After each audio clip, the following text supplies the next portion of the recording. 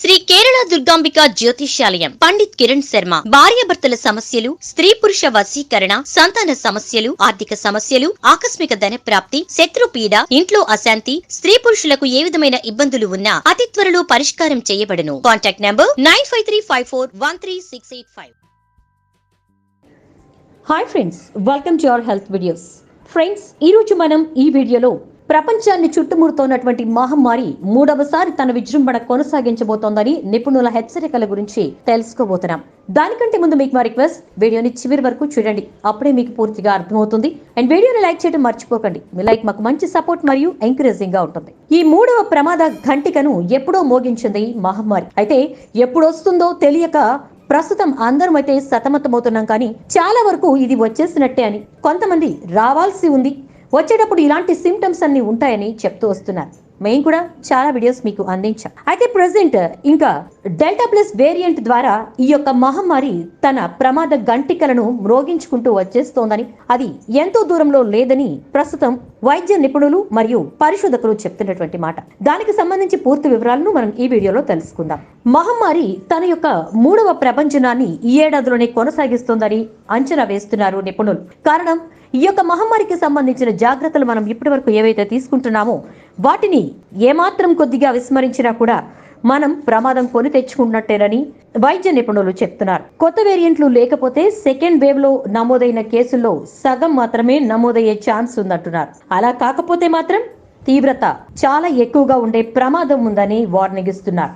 మహమ్మారి యొక్క నిబంధనలను పటిష్టంగా పాటించకపోతే మూడో దశ తప్పదు అని వైద్య నిపుణులు హెచ్చరికలు జారీ చేశారు. అప్పుడు ఈ యొక్క కేసులు అక్టోబర్, నవంబర్ మధ్య గరిష్ట స్థాయికి చేరుకునే అవకాశం ఉందని చెప్తున్నారు. ఈ యొక్క మహమ్మారిని అంచనా వేసేందుకు సూత్ర మోడల్ ని అభివృద్ధి చేసినటువంటి నిపుణుల బృందం ఈ మూడవ వేవ్ సంభవాన్ని 3 రకాలుగా అంచనా వేసింది. ఇందులో మొదటిది ఆశాజనక పరిస్థితులు. ఈ అంచనా ప్రకారం చూసుకుంటే జీవన పరిస్థితులు ఆగస్టు నాటికి సాధారణ స్థితికి చేరుకుంటాయి. కొత్త వేరియంట్లేవి రావు. రోజువారీ కేసులు 50,000 నుంచి 1,00,000 మధ్యలో నమోదయ్యే అవకాశాలు ఉంటాయని చెప్తున్నారు. రెండవది మధ్యస్థ పరిస్థితులు. ఈ అంచనా ప్రకారం వ్యాక్సినేషన్ 20% తక్కువ ప్రభావం చూపితే పరిస్థితులు కాస్త తీవ్రంగా మారేటటువంటి అవకాశం ఉందని పేర్కొంటున్నారు. దీంట్లో కూడా 50,000 నుంచి 1,00,000 మధ్యలో రోజువారీ కేసులు నమోదవుతాయి అంటున్నారు. కానీ ఆశాజనక పరిస్థితుల్లో రికార్డ్ అయ్యేటటువంటి కేసుల కంటే ఎక్కువే ఉంటాయి. ఇక మూడవది నిరాశాజనక పరిస్థితులు. ఈ పరిస్థితుల్లో 25% అధిక సంక్రమణ సామర్థ్యం ఉన్నటువంటి వైరస్ ఆగస్టు మాసంలో వ్యాప్తి చెందడం మొదలు పెడుతుంది. అయితే ఆ వ్యాప్తి చెందేది డెల్టా ప్లస్ మాత్రం కాదు అంటున్నారు. కేసుల విషయానికి వస్తే రోజుకు 1,50,000 నుంచి 2,00,000 వరకు నమోదయ్యే అవకాశాలు ఎక్కువగా ఉన్నాయంటున్నారు. రెండవ వేవ్ యొక్క గరిష్ట స్థాయిలో నమోదైన కేసులతో పోలిస్తే సగం మాత్రమే ఉంటాయని చెప్తున్నారు. ఈ యొక్క వ్యాక్సినేషన్ కార్యక్రమం మరింత వేగంగా కొనసాగితే కనుక 3-4 వేవులు సంభవించేటటువంటి అవకాశం చాలా తక్కువగా ఉంటుందని నిపుణులు హెచ్చరిస్తున్నారు. కాబట్టి ఏదేమైనప్పటికీ కూడా ఈ యొక్క థర్డ్ వేవ్ అనేది రావడం ఖచ్చితంగా జరుగుతుంది అని చెప్పని అంటున్నారు. ఇది సంక్రమణ పద్ధతి ఇప్పుడు అంచనా వేసిన దాని ప్రకారంగా ఎలా ఉంటుంది అనేది మనం తెలుసుకున్నాం కదా. దేనికైనప్పటికీ మనం చేయాల్సింది ఒక్కటే, నిబంధనలు పాటించడం, అదే విధంగా స్వీయ సంరక్షణలో ఉండడం.